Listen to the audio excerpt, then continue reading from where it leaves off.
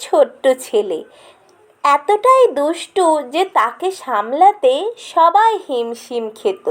দিদিরা ধরতে এলে সে লুকিয়ে পড়তো নর্দমায়।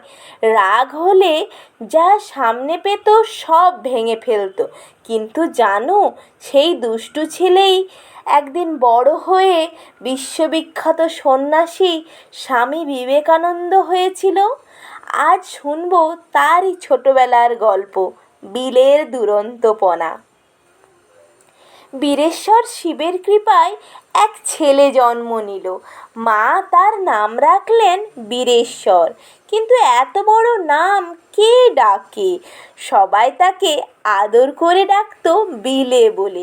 অন্নপ্রাশনের পর তার নাম হলো নরেন্দ্রনাথ দত্ত। তবে আগের মতো সবাই বিলেই বলতো। ছেলেবেলায় বিলে বড় দুরন্ত ছিল। কি দুরন্তপনা, বাপরে! তাকে সামলাতে মা, দিদি সব হিমশিম খেয়ে যেতেন। দিদিরা ধরতে এলে সে ছুট্টে গিয়ে নর্দমার ভেতরে দাঁড়াতো।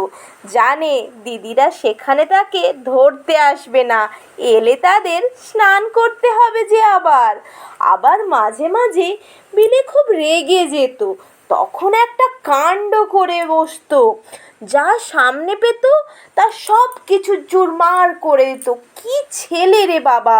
মা মাঝে মাঝে হেসে বলতেন, শিব ঠাকুরের কাছে ছেলে চাইলাম, তা তিনি নিজে এলেন না, পাঠালেন তার চেলা একটি ভূতকে।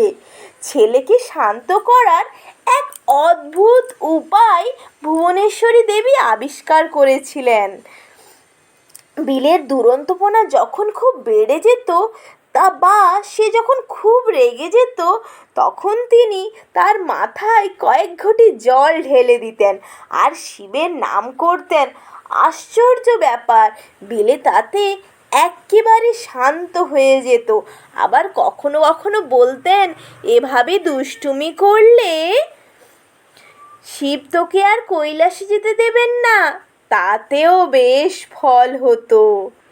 এই দুষ্টু বিলেই একদিন বড় হয়ে হলেন স্বামী বিবেকানন্দ, যিনি সারা বিশ্বের ভারতের নাম উজ্জ্বল করেছেন।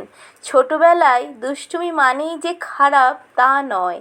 সঠিক নির্দেশনা আর ভালোবাসা পেলে সেই দুষ্টু শিশুই একদিন হয়ে উঠতে পারে মহান মানুষ। আজ তাহলে এখানেই শেষ করছি। আবার অন্য কোনো দিন নতুন গল্প নিয়ে তোমাদের কাছে হাজির হব। তোমরা সবাই ভালো থেকো, সুস্থ থেকো, সাবধানে থেকো। আমার গল্পটা কেমন লাগলো অবশ্যই কমেন্ট করে জানিও।